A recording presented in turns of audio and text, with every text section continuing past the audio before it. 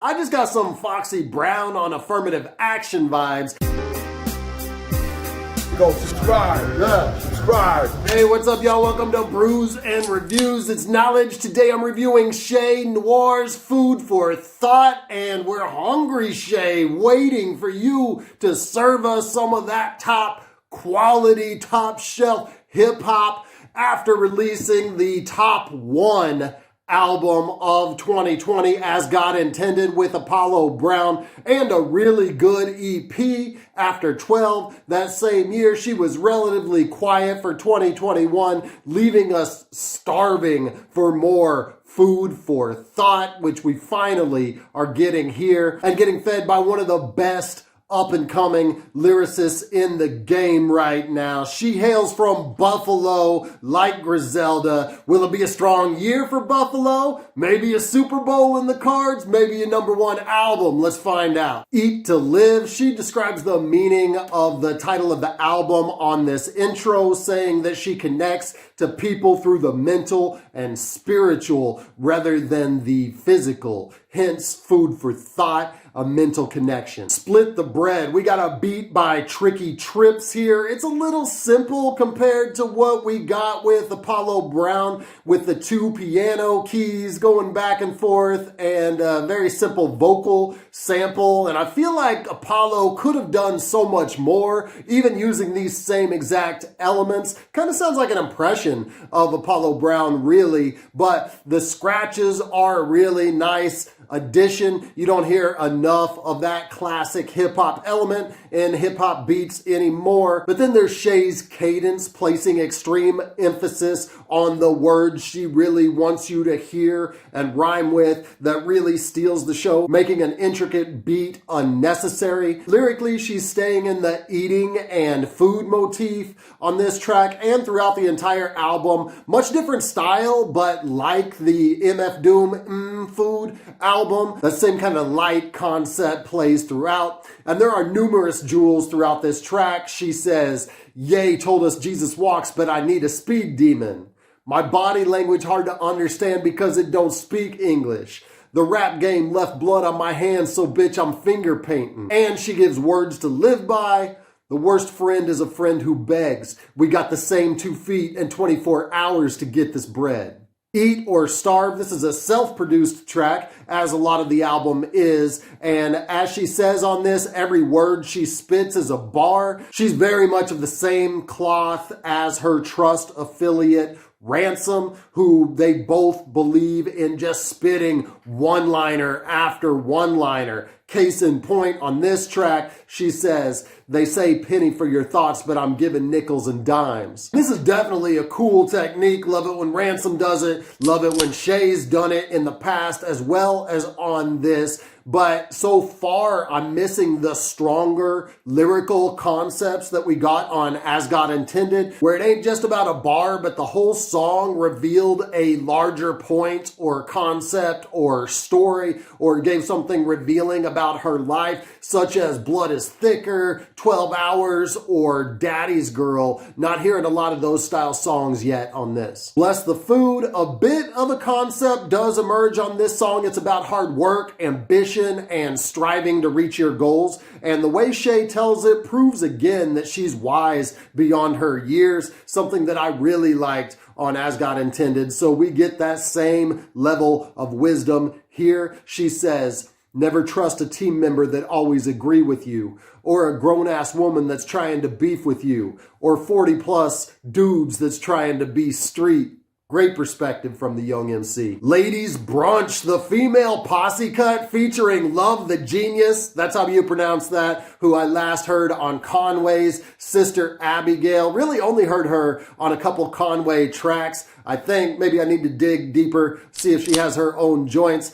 And we also got Griselda's first lady on this, Armani Ceasar. There need to be more of these. I haven't heard a good one in a little while with 3 or more female MCs. Che graciously goes first over her own beat, and fittingly for a posse cut, she spits some great braggadocious bars. Best rapper alive, shit, I'm better than the dead ones too. Love the Genius takes advantage of her turn, spitting nothing to blow you away, but definitely holding her own on the track. check her line. Let's just get this straight. I damn near permed this shit. And Armani flexes her Lil Kim-like sound again to close out the track. Praises, very recognizable sample here because we just heard it on a track from last year. Benny the Butcher's No Instructions, produced by Harry Fraud. This track, Che Noir's track, is produced by Chup, who's a good producer, but not of Fraud's caliber. And sometimes this happens accidentally, but it seems like Che would have already known about Benny's song, given her affiliations and being in Buffalo, but maybe she'd already recorded this before Benny's song dropped. I don't know how that played out.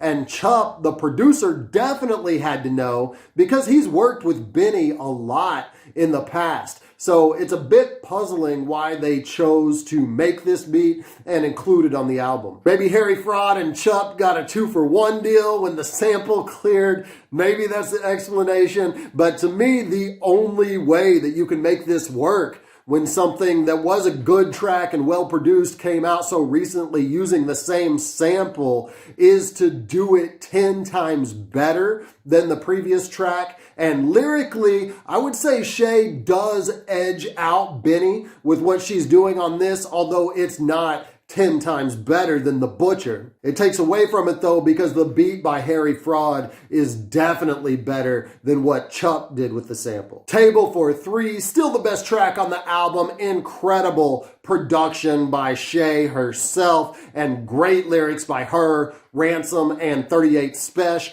Ransom in particular nominated for Guest Appearance of the Year already. I did a full track reaction to this. Check it out at the link above. Gold Cutlery, another great beat by Che. I really think she saved the best beats for her guest, which rapper producers combos often aren't humble enough to do. And I knew seeing the track list that the last two tracks would be the strongest. This one because it features Streetz. And if you look at him, Ransom, and Che, the trio that brought us Claudine, my #1 track on my Lyrics of the Year list, you may have the most gifted MCs in the game currently with these three. Unfortunately, Rome is only on the chorus and he's a little toned down from his usual self at that, but Che holds it down on the verses and she likens herself to Gold Cutlery, fully describing why she's one of the elite in the game with lines like, I'm in a class of my own, bitch, you skipped school. And I'm gonna drink to this track. I am sipping on a Stone Cloud Danny Boy. That is a 5% red Irish ale. This is my sustenance to listen to more food for thought. Brains for Dinner. That's an interesting title. Are we moving into Brother Lynch territory with this? I hope not. I don't see horrorcore coming from Che like that. But this is a hype beat produced by J.R. Swiftz and Motif Alumni. She kicks off with some drug math, and I just got some Foxy Brown on affirmative action vibes off the beginning of this. I like the flow switch up too here, doing something different with her usual matter-of-fact rhyme scheme and more creative ways to tell us that she's better than everyone out there. And I agree with that. But I also wish she got into some more storytelling or personal vibes like we got on As God Intended, because she's such a well-rounded MC that she can do those things and kick battle rhymes on the same track. So despite getting jewel after jewel after jewel, it ends up feeling like she's just holding back a bit lyrically on this project. But then we got Communion, which answers the question that I just posed. The beat is nice, first of all, probably her best produced track on the album. And here we go finally with the more revealing, introspective lyrics. She says, I tend to hide when I grieve. Losing my brother hurts so much that I cry in my sleep. And putting the real struggle in perspective, she says, I'm not stressing about bills. I know how to get cash. I'm stressing about losses I'll never get back. She goes on to say that she was shy and had anxiety as a child and points out how there's such a lack of focus on mental health in society and that it should be addressed more. And this is her best track lyrically, most revealing, introspective, and more of a touch of what we saw in As God Intended than we got on the rest of the project. So I wish there were a couple more tracks like the last one sprinkled in. What she does on the other tracks still highlights her lyrical ability and still keeps her on the list of today's greatest lyricists with those one-liners, punchlines, battle raps alone. But I think a little more variety would bolster it even more in her status in today's climate. And focusing on full song concepts rather than only popping out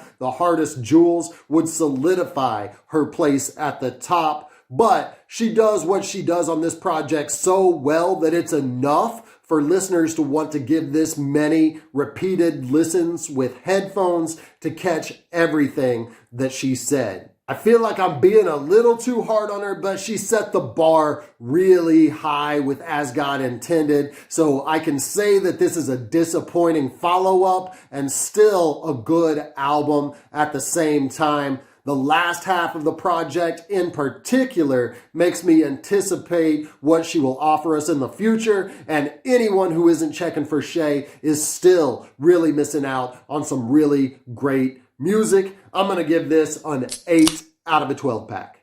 Thank you for watching my review of Che Noir's Food for Thought. If you like this, go ahead and hit like now and hit me up in the comments. If you didn't like it, also let me know why in the comments. I drop hip-hop and hops-related content consistently, so subscribe to my channel now. And until I see you next time, keep buzzing. Fucking man says subscribe. But if he's on his channel saying that somebody's album is better than mine, unsubscribe to that motherfucker. No, your album's the best, man. There you go. Subscribe. Yeah. Subscribe.